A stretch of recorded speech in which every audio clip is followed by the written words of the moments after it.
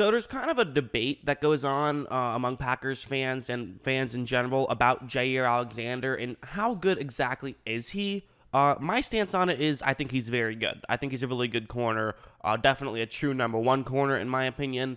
And there's so many things he does well. Like one thing is something like this, where it's going to be it's a cover three zone blitz. So it's cover three zone. So for him as a cornerback, he's in charge of, he's the guy in the white circle in charge of covering the zone that he's currently standing in. But there's going to be a receiver who is running over the middle. And this is going to be even worse of a situation than it typically is because of the blitz. There's an extra man rushing the passer, meaning there's only going to be 6 people in coverage as opposed to 7. And so as you see, once the ball is snapped and this play starts to develop, the Washington receiver who's cutting over the middle of the field, he can definitely get open. I mean, there will be a big window. You look in front of him, and the 2 Packers who are in charge of covering the middle of the field are relatively spread out. And so there's definitely going to be a window there. However, fortunately for Green Bay, Alexander, he's pretty good at reading plays, and he's pretty good at making breaks on to make a play. And you're going to see exactly that when he breaks in and immediately is able to clog up that gap. It didn't matter. Haskins got sacked right away, and that's why you will run zone blitzes, is because you can get pressure very quickly. So that was the advantage of that play.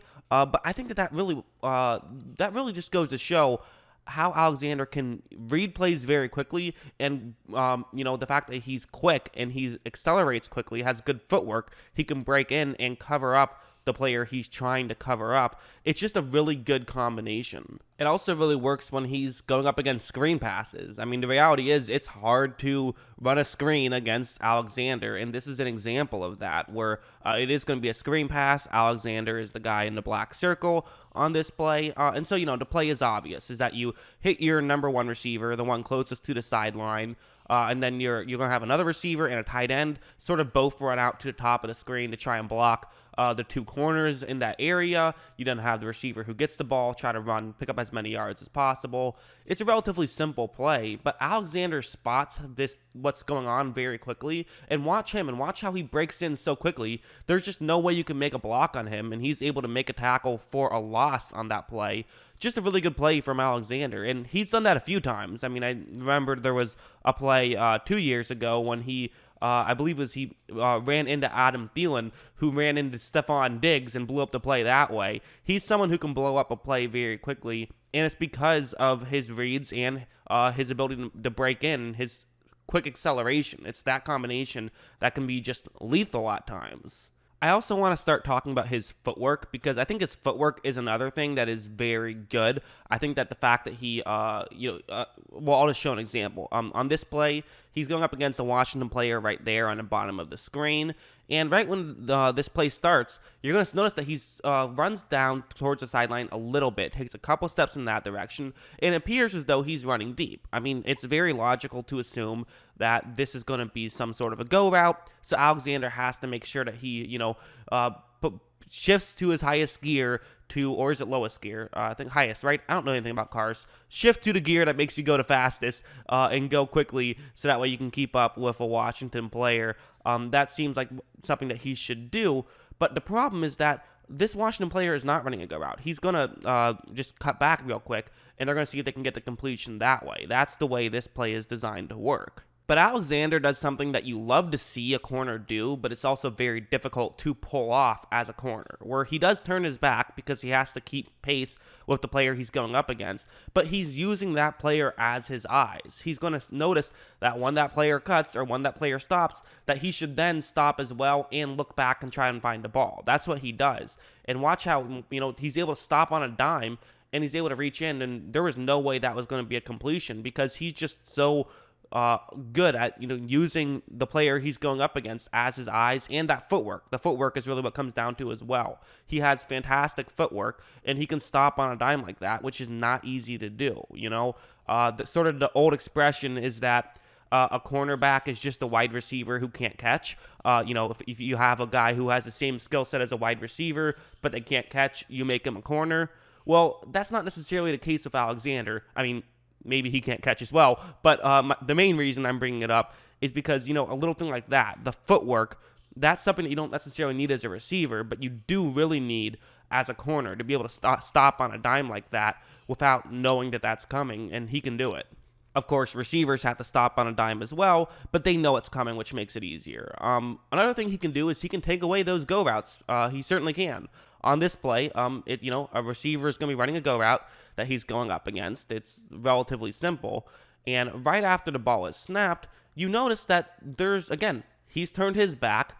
There is already, there's no separation now, but it's not really like he has too much of a cushion right here. He pretty much is just going to have to keep pace this entire route if he wants to take it away, but that's going to end up being exactly what he can do. He has really good speed, and it really showed, he showed it off right there. He did not give up any separation on a play that absolutely a lot of other guys would give up separation on. He's very good at playing press coverage, but still being fine against a go route situation. Okay, so we've decided it, right?